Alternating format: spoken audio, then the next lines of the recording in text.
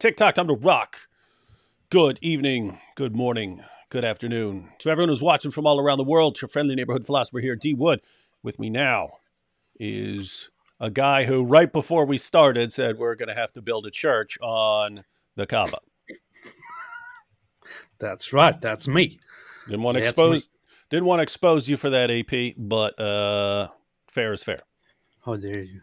How dare All you? right. So we're talking about this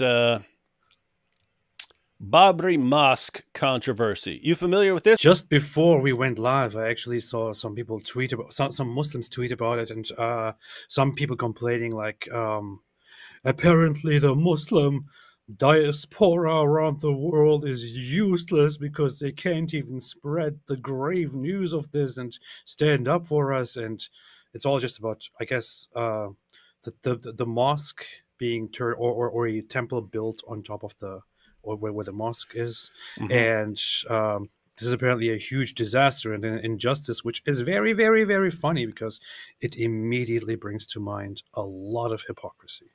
Oh, it brings to mind a lot of hypocrisy, all right. And that's kind of the real issue here. This concept of most groups and cultures have some version of what's called the golden rule: do unto others as you would have them do unto you. And we have one ideology that says, no, we're going to do to others things that we would freak out if they ever tried doing to us. And our goal in life is to do to others things that we would never want done to ourselves. And if you point that out, then you're somehow evil, because your true place in the world is to be completely subjugated to them. And so it's this weird situation where, if it were any other group, and like one group is saying, we're going to build our stuff on top of what used to be your stuff, and so you can say, okay, I understand. I get why people are upset here. But in this case, I think you can see why so many Hindus side with Israel in the dispute, because it's a very parallel situation. It's, we're going to conquer the world. We're going to conquer the world. We're going to conquer the world. Oh, we're actually losing this one, and we're not powerful enough to do this thing that we want to do. Oh, we're victims. Poor us. Can college students protest for us? Can anyone help us? Can communists help us? Can someone help us here? And I don't know. It's just kind of pathetic. The Hagia Sophia, which used to be the major, this place. Yes. Yep. The major cathedral. One of the most important places in... That was the biggest. That was the biggest church on the planet at one point. Yeah.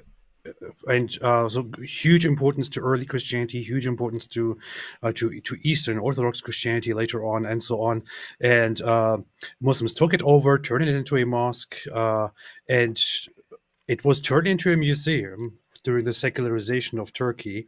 But then again, with the Islamization of Turkey recently, there was this whole goal of turning it into a mosque once again, although there is no need for it at all. Like there is a mosque right across plenty of mosques, right? There's a big giant mosque right there.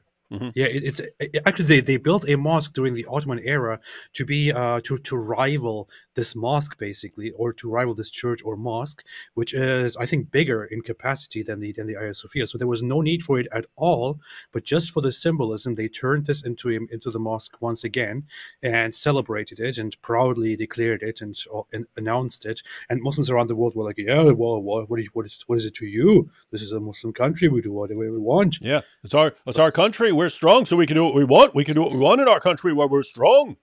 Yeah. But hey, suddenly, of course... Oh, wait, they're building something on ours in their country, the country where they're bigger than us and they're strong? That would be wrong. That's wrong and immoral. That's evil. Only evil people would do that to another person's sacred site.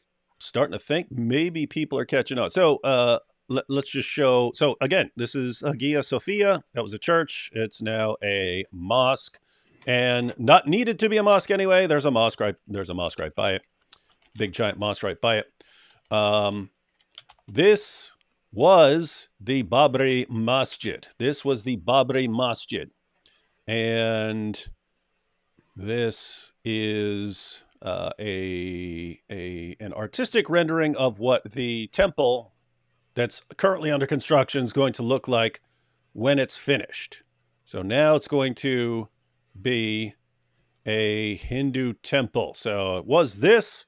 That place was destroyed. That place was destroyed. And now it's going to look like this. Got it? And so there are lots of people who are upset about that and who want our sympathy and who want us to go around protesting and so on. Want college kids on college campuses to run around screaming, "How dare you? How dare you?" Sid Dave said, Muslims should stop crying over this. Hagia Sophia is of no religious value to Muslims. It is only a mosque to enforce Islamic supremacy. It should be a church. Christian holy sites should be freed. And guys, notice if this is what I'm talking about when I say consistency. If it were a situation where Muslims were like, you know what, there was this war in the past and we took this church, but, you know, this was built by Christians and we want to be respectful. We want to get off to a new start. So we're giving this back to Christians as a show of good faith and so on. Then we might start taking you seriously when you start complaining about someone doing something to you and so on. But it's never that. It's always completely one-sided. Tolerance only goes in one direction. And we have to be tolerant of you and respectful towards you, and we need to be groveling at your feet and never hurt your feelings. Meanwhile, the Ummah shows complete, utter contempt for everyone else. And I just can't. Okay. I just can't take it anymore. You know, like we have known that for a long time, and you and I are among the ones who have been calling them out on this whole hypocrisy of where they whine as soon as things turn around on them, and then they're cheerful when they do the very same thing to others. Yeah, but, they cheer for it and brag about it. Ha in your face, die in your rage, die in your rage. Ha ha ha! We got you, die in your rage. But especially since the whole October 7 Israel. Hamas issue, or Israel Arab issue, they sold this whole idea successfully to some of the world, to leftists and other useful idiots in the West and around the world, and they're acting like, oh yeah, our side, they're just big victims and all of that, when everybody knows they would have no regard for the other side if they were, if they had the upper hand. We know in conflicts where they have the upper hand, we know from October 7 where they had the upper hand for for half a day. They had no regard for the other side. They justified everything, every single thing. They justify killing people that they disagree with and that they consider blasphemous or, apostates and things like that. But as soon as you even turn a criticism around toward them, they're like, oh, what is that? Intolerance? Why is the world not speaking up? And you know what? I can't. Every single time that I hear this now, I want to say, you know what? I don't care about your feelings. Yeah. I don't care about your pain. I don't care about your dead. I don't care about these things because nothing on your part is genuine, and you just wish it was the other way around, and you just wish you were oppressing the other side. Yeah, it's learn to be consistent first, then complain. Yeah. Right now, when you're basically said, this is the message I'm hearing from the Dawa guys, from people online. So the message is, you're all garbage. This is what I'm hearing. You Christians, Jews, Hindus, atheists, you're all garbage to us. We will do whatever we want to you. We'll say whatever we want to you. And your job is to shut up and take it. But you must have nothing but complete respect and reverence for us in return, because the Quran says you're the worst of creatures, and that's the way things have to be. Now, protect us. That's it, right? Like now in these areas where we can't dominate and subjugate you and kill you and slaughter you and take your wives and your daughters as sex slaves, in those areas where we can't do what we want to do, the rest of the world needs to come to our aid and rescue us and defend us. No, not happening. How about no? How about no? Let's go ahead and watch this short Al Jazeera video. It's been just over 31 years since this happened in India. All right, so that is when Hindus gathered around and started ripping down the Babri Masjid. So, and we're going to go ahead and read about this because the CNN article gives some background. I forget what background she gives right here, but so there was a mosque there, the Babri Masjid. We saw a picture of that. Many Hindus believe that this is that there was a temple underneath that this mosque was built on the site of a Hindu temple. And they believe that this is a special site because they believe it's the birthplace of Ram. And so it's a holy site for Hindus. There's a mosque. There was a mosque built on top of it. The Hindus gathered around, tore it down. Then there was a dispute over a long time about what should happen. Should a mosque be rebuilt there? Hindus wanted a temple built there. The court eventually ruled that Hindus could build their temple there, and they set aside a spot for a new mosque. So there's going to be the Hindu temple, and there's going to be the mosque. Notice, there's going to be a mosque. The mosque is being replaced. So the real dispute is just crying over the location. We want that location. It has to be that location. Why? Because we once had something there. And it's the same thing. It's the same thing with, we once controlled Israel and we have to have it back. And we once had Spain and we have to have that back, and so on. These are images of Hindu nationalist mobs destroying the Babri Masjid, a 450-year-old Mughal-era mosque in Ayodhya, Uttar Pradesh. This is what the area looks like now as India builds the biggest, one of the most expensive and most controversial temples in the country on the site of the Babri Masjid. Everyone got the issue? Here it does. Yeah. So on January 22nd, so that's what? That's tomorrow.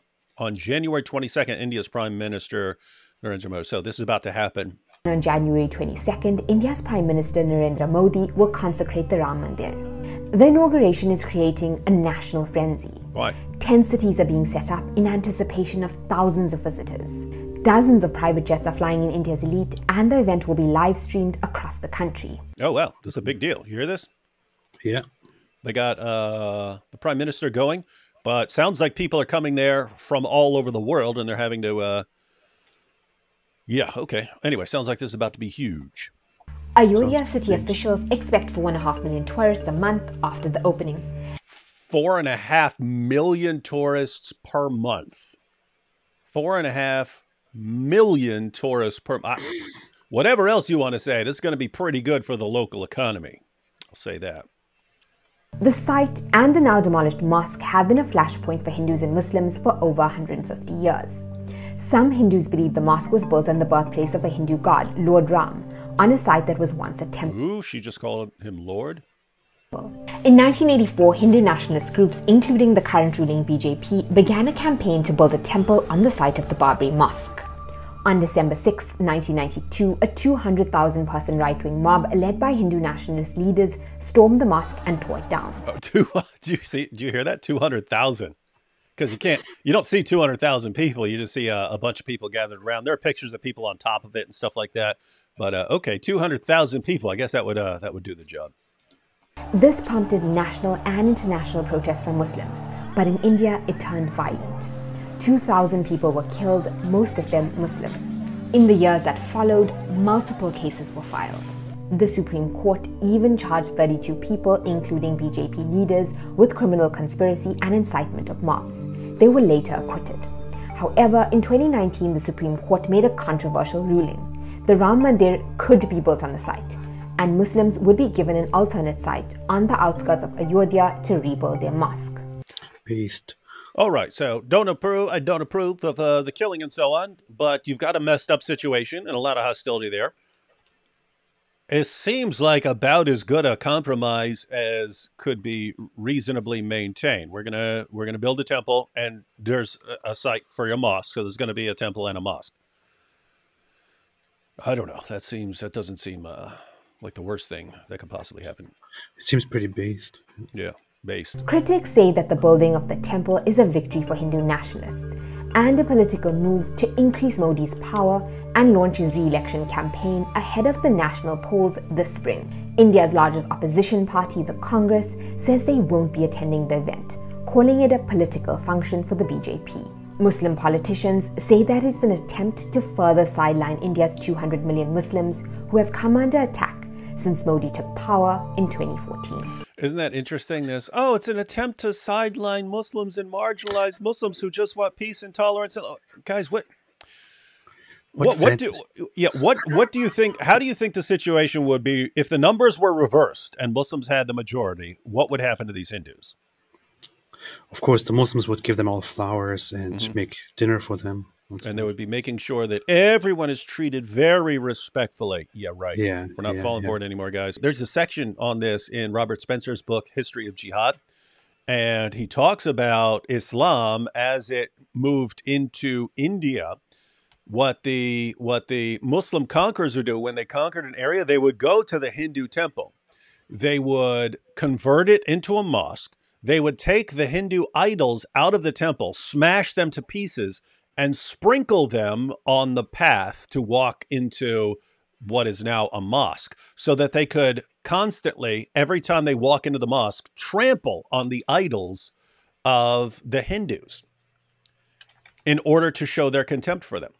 That sounds like fun. And where do they get this idea? This goes, I mean, Muhammad was doing the same thing. When Muhammad conquered Mecca, what did he do? Did he respect the beliefs of the people there? No, he took over the Kaaba and he went around. There were 360 idols around the Kaaba. Muhammad walked around with a stick, smashing them and poking their eyes out in order to desecrate them and show his contempt for them.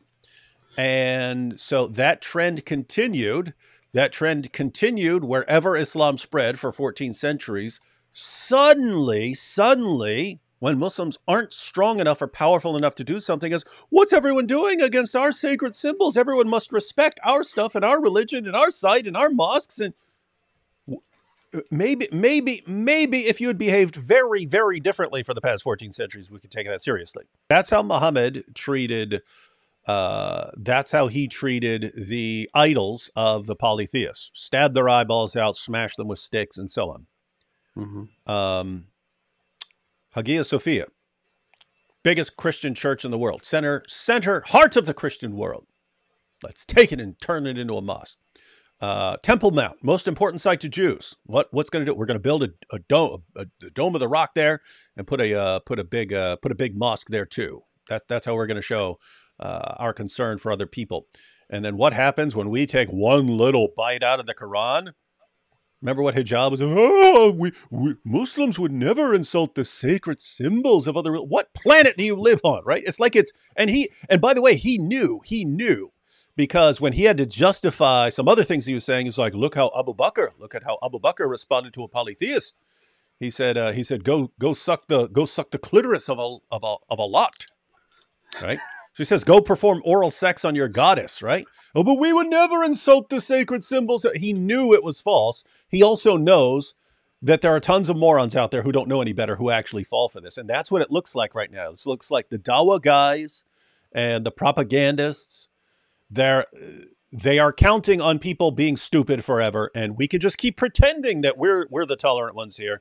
And the world's going to fall for it. And it's starting to look like the world is falling for this less and less as they catch up. Not sure I agree with Hindus destroying a mosque and building a temple over it, but I do know I'm not losing any sleep over it and couldn't care less, to be honest. And that's kind of my position. You know, if you said, hey, there's a mosque over there, should it be destroyed and something built on it? I'd be like, no, I don't think so. Just refute Islam. Focus on refuting Islam.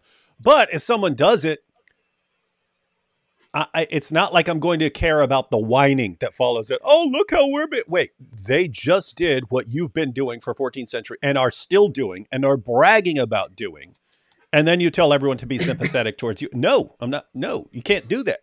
We cannot encourage your hypocrisy. That's what you're saying. You're saying that the rest of the world needs to encourage and reinforce your complete, utter, total moral hypocrisy. Consistency, not being a hypocrite. That's sort of the bedrock foundational principle. It's the price of admission to the realm of ethics. It's the price of admission. You're saying we're not paying that. We're not paying. Okay, then you're not entering the world of real ethics here. Don't lecture us about ethics anymore, because you're not. It's like saying I want to do philosophy and I want to do logic, but I believe contradictions are fine. I can contradict myself. Okay, then you can't do it. It doesn't work. It's not going to work. If you do not accept the principle of non-contradiction, you can't do logic. You can't do philosophy. It's not going to work. New Delhi, CNN.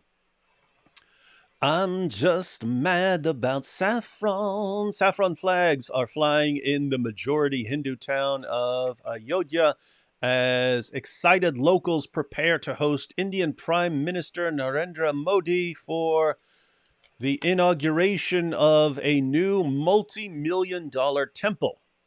But like many of the town's 500,000 Muslims, that's a lot of Muslims, 65-year-old Maulana Badshah, I'm going to be butchering these names, by the way. Maulana Badshah Khan. Maulana Badshah Khan says he'll be staying at home.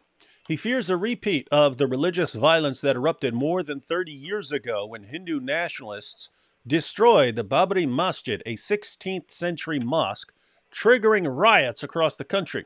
And I have to say, I would like to not see riots across the country. On Monday, Modi will officially open the Ram Janmabhoomi. That's cool. Ram Janmabhoomi Mandir, a lavish temple built on the same site that analysts say is a monument to Hindu nationalist ambition. Khan says he believes the celebration is a clear sign of the trajectory of how Muslims are becoming marginalized under the leadership of Modi's Bharatiya Janata Party, BJP. And they're worried that if the trajectory continues, that all mosques will be replaced by Hindu temples. The wounds of Babri Mosque's demolition will always be there, but not the wounds of building a mosque on the Temple Mount, or the wounds of taking over Hagia Sophia, or the wounds of taking over the Kaaba and stabbing the eyes of the idols. No, those wounds don't matter. All that matters is our wounds will always be there. Insane? In Gaza, Hamas actually tries to make sure that that people there are taught that there never was a temple, and that this is a Zionist lie, and that they are just making up this lie to destroy the Al-Aqsa and the Al-Aqsa compound and all of that. This is actually something that they try to teach people. You can even see this in some kids shows by Hamas, where they're like, children, what do we know about this? Of course, there never was a temple. This is a Zionist lie. Yep. Wild stuff. Insane. So, just keep in mind the wounds, AP. The wounds of Babri Mosque's demolition will always be there, even if we feel despondent about voicing them. We don't want to talk about how much this hurt us. The temple holds the symbolic value of showing the Muslims their place in New India. Fear and anxiety. Yeah, imagine how people feel when Islam conquers them. Probably lots of fear and anxiety, but we're not supposed to care about that. In fact, it's just the opposite.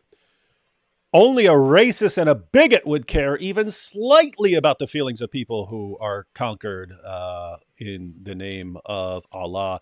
Only a racist, Islamophobic, hate-mongering bigot would care about the 12-year-old girls who were, drugged and raped and gang raped and pimped and so on. No one should care about those girls. We should only care about the feelings of Muslims whose mosque was destroyed back in the 1990s. More than 7,000 people have been invited to Ayodhya to attend the ceremony in person, including high-profile politicians who are flying in from across the vast country to take part. And tens of thousands of pious Hindus are thronging to the small town to place flowers and gifts inside the temple. Amid these increasing crowds, there is apprehension among Ayodhya's Muslims. Every story has to revolve around the feelings of Muslims. Just keep that in mind. Azam Qadri, the 39-year-old head of a local religious body, said that those who lived through the 1992 violence fear the arrival of outsiders. They think these 7,000 people who are invited are coming there to slaughter them. Every time people come from outside, there is trouble. Wait. This guy is in India saying anytime people come from outside India, there's trouble. You mean like invading Muslim armies, bud? Every time people come from outside, there is trouble. One cannot afford to lose their precious belongings, savings, or identity papers anymore. It is not easy to restart your life again. That's a cool name. Haji Mahbub. Haji Mahbub, who's got a world-class zabuba. Haji Mahbub, who lost... What's wrong with you laughing at someone's name? Haji Mahbub. What are you laughing at? What's wrong with you? I'm trying to read a story here. I'm so sorry for laughing. I shouldn't laugh. It's a serious story. This guy lost 2 relatives in the 1992 Very disrespectful. Haji Mahbub, who lost... Stop You're like a laughing. little kid, man. Stop laughing. Man. You're like a little kid who lost 2 relatives during the 1992 violence. Said local Muslims are worried the emboldened crowds will chant provocative slogans against... What are they worried about? Slogans. Oh, Provocative slogans. Oh, things like La ilaha illallah, Allahu Akbar. When we're told that only a racist would be at all concerned. Even if a guy's like comes up with a suicide vest and starts screaming Allahu Akbar, you're a racist if you are at all concerned. The world belongs to Allah. This is an actual Islamic sentiment, an actual Islamic idea and doctrine that Muslims are supposed to spread the religion, conquer left and right, invite, subjugate, and so on. And once they hold that land, and once in that land Islam is established, and once the adhan is called out and a place of worship is built, then that place is from then on an Islamic land, no matter what happens. Even if in the future Muslims lose control of it and it goes to a different religious group, Muslims have the obligation, according to the traditional Islamic way of thinking, to take that land back eventually, and that is considered rightful because it rightfully belongs to them in the eyes of Allah, which is why they will always see it as just to take other people's places of worship and turn it into something else as much as they want to. But once you do the very same thing to them, it's like, no, how dare you? How dare you? How dare you? This is unjust. Oh, this is still Mahbub is continuing. Okay. They will call, so this is at the top here. They will call for Muslims to be expelled from, so notice he's saying, hey, these 7,000 people are going to come. They're going to start chanting slogans. So what are they going to do?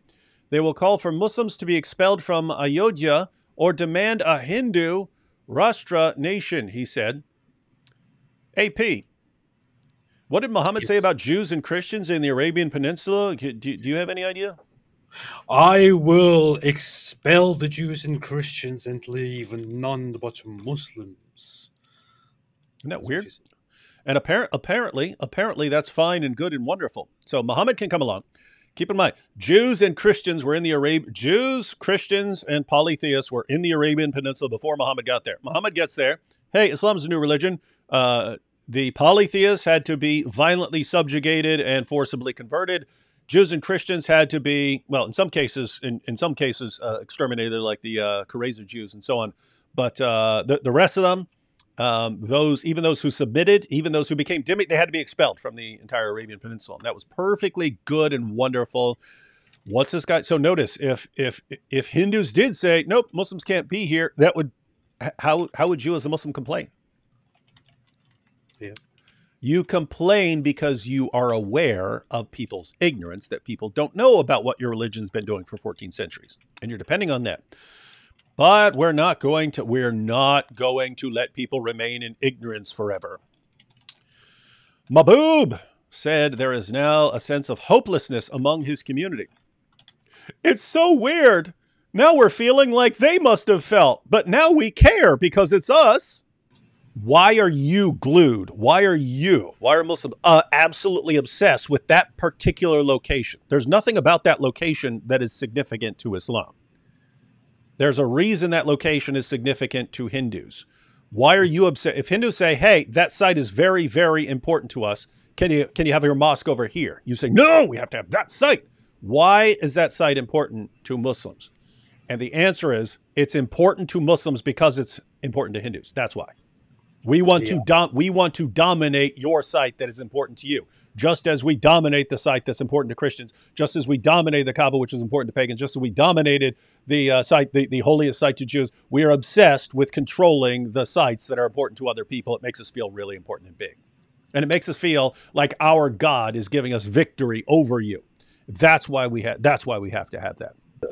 Many Muslims believed that in 2019, when the Supreme Court granted Hindus permission to build the temple on the contested site, the controversy might come to an end, he said. But instead, emboldened Hindus began targeting even more mosques across the country, campaigning to tear those down too.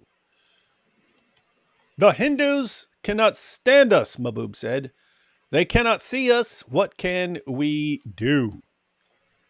Can't see me. They can't see us. Is it? By the way, I mean, I seriously can't get my mind around the level of hypocrisy. If this situation were reversed, if it was jihadis tearing down more Hindu temples and building more mosques, I don't know Mahbub, but I would guess that Mahbub would be cheering, just because that's what I see all day. Anytime this gets brought up, hey, what about Hagia Sophia? Oh, die in your rage, it's ours. Ha ha! Yes, Islam will dominate the world. You'll be trembling. We're going to go door to door, giving you the options of convert to Islam, pay us money, or die. Ha ha! Yeah. Okay, well, people are getting sick of your mouth. Oh no, guys.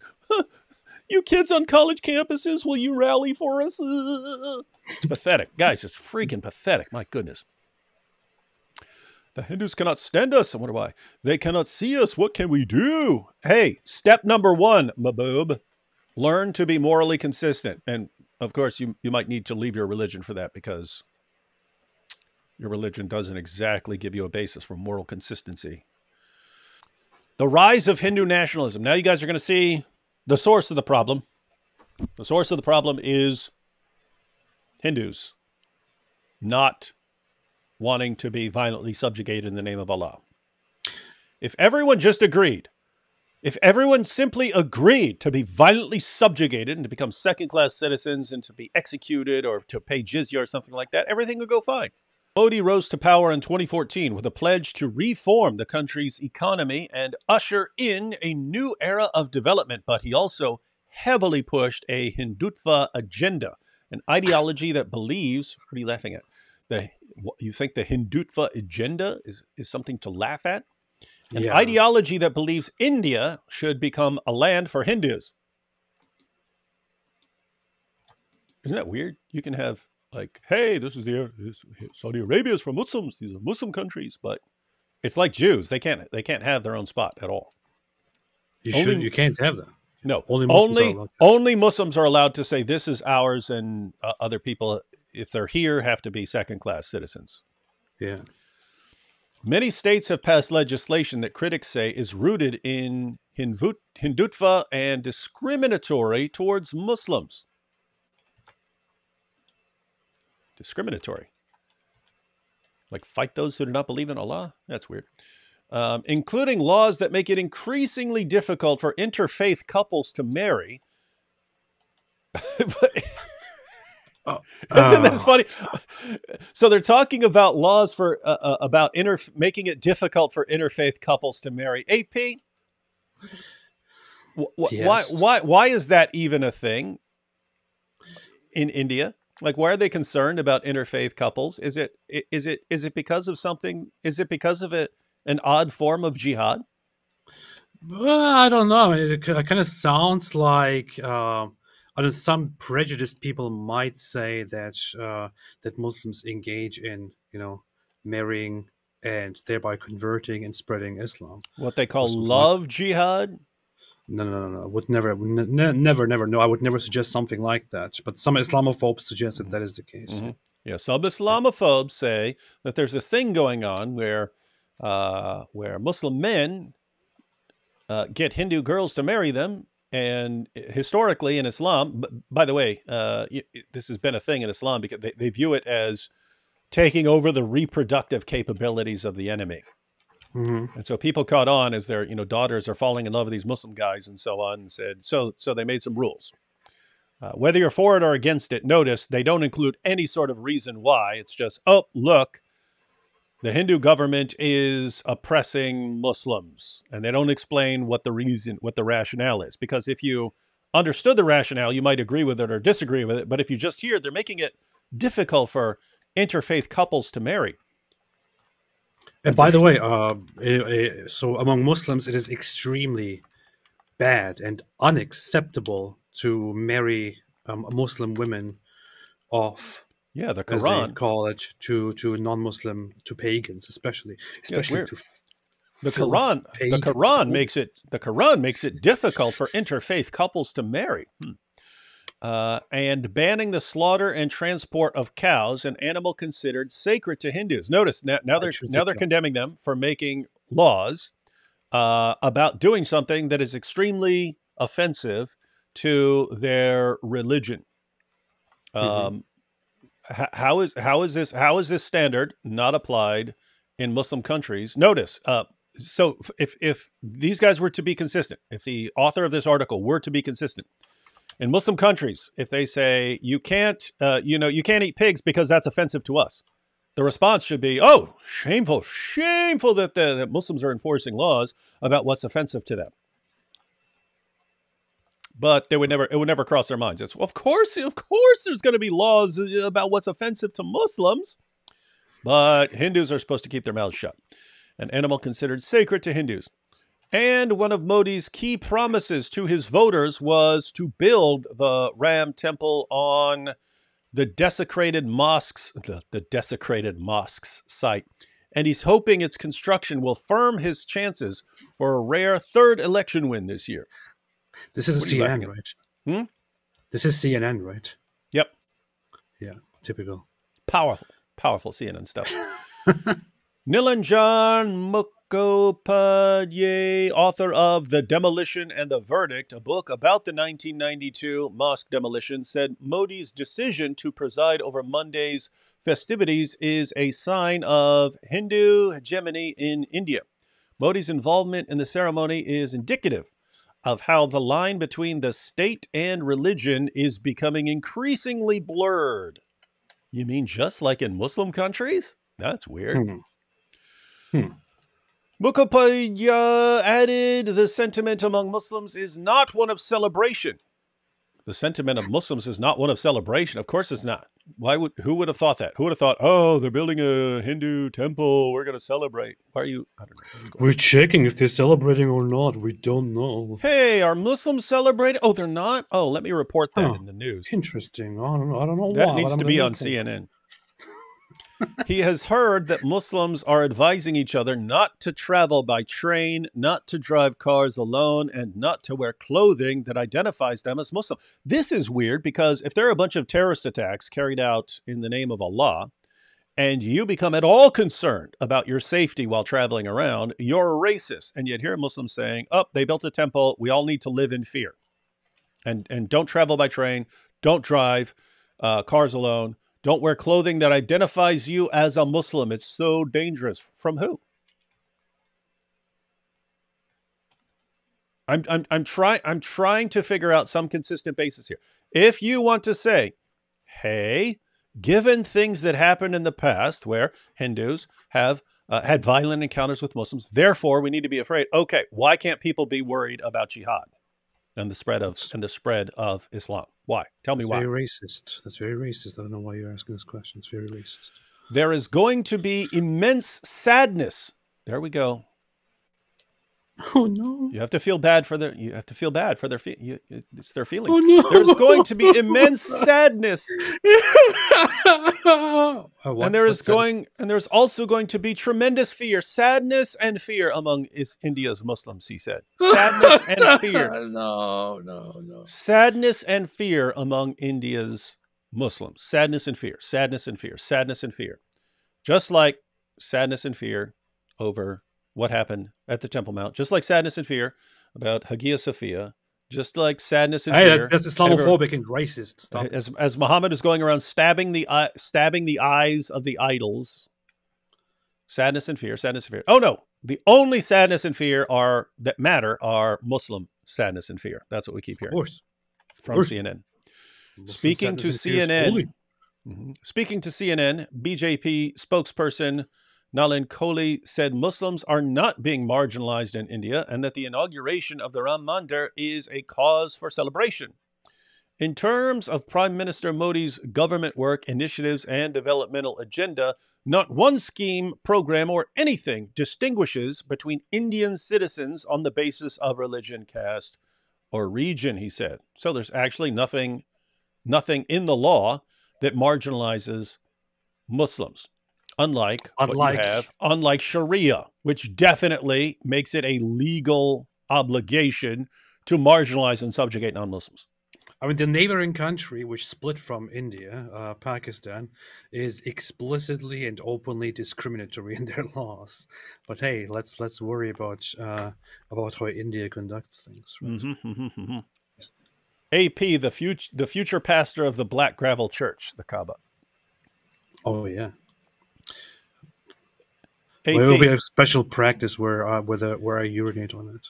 AP, if they came out and said, hey, if AP converts to Christianity, we will turn the Kaaba into a church and AP will be the pastor, would you go for it? Yes. Nice. Okay. Now we know what we got to do, ladies and gentlemen. The new mosque. Okay, so this is telling us about the mosque that's going to be there. Right there. What's the complaint? They're giving you a mosque. In the years following the demolition of the Babri Masjid, Hindu nationalists rallied to build the Ram Mandir on the site of the destroyed mosque, setting the stage for an emotional, you got to keep in mind the emotional, and politically charged showdown that worried Indian liberals who feared more outbursts of sectarian violence. So? That 2019 judgment that paved the way for the building of the Ram Mandir also allocated land for the town's Muslims to build another mosque, some 25 kilometers, about 15 miles from the Ram Mandir in a village called Danapur. Mahbub, yes. One of the most voluptuous petitioners who fought for the Babri Mosque in the Supreme Court, said for most Muslims of Ayodhya, its construction does not hold emotional sway. You heard it from Mahbub. Nice. Pretty based. If they built the mosque close to where Babri stood, we could have tried to convince ourselves that injustice was not happening to us. Just tell them to stop crying. It's that easy. Just stop crying. Yeah, and Mahbub, just apply the exact same reasoning to Muhammad kicking out the Jews and Christians from the Arabian Peninsula where they had lived long before him. Try to apply it to the polytheists and how they were treated. Try it. You just tried it. You can't. I'm saying try to be consistent. You can't. It's impossible. You could not justify any complaint about what Hindus are doing if you had any concept of consistency. If they built the mosque where blah, blah, blah, blah, blah, however, this land is so far away. And over that, the construction has not even begun. So what do we say? You can say, sorry for upsetting you guys so much by what we did for so many centuries. That's what you can say. That would be a good start. I'm so sorry. Late last year, Arafat Sheikh, a member of the BJP, was appointed to lead the construction of the mosque.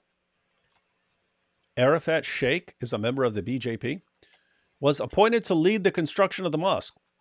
He told CNN that he had never stepped foot in Ayodhya before he took on the role. He said that the delays were due to disagreements about the design of the building, but believes the new mosque will be unique as it will be the first in India with 5 minarets. Whoa! Game changer. Game changer. It's going to be unique. It's going to be the first one with 5 minarets. If you want to be unique, just go to one with 4 minarets and add one. Oh. Amongst other ambitious plans, Sheikh says he wants additional land for educational institutions, a vegetarian kitchen. What? In a mosque? Vegetarian kitchen? And a 21-foot...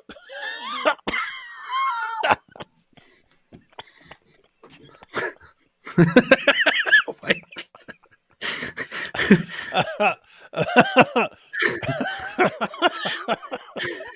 You see the priorities here? Hey, check this out.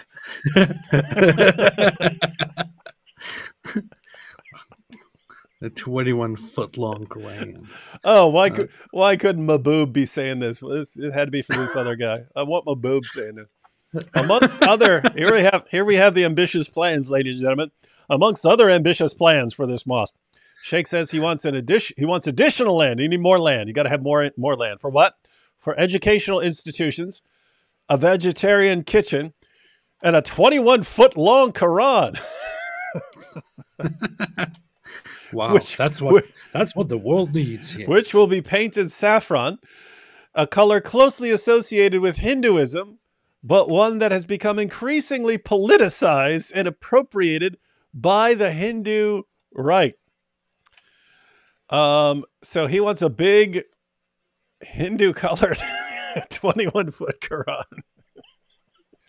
Sheikh said the color was chosen because Gharib Nawaz, a famous Sufi saint, also revered saffron. It will bring the two communities closer.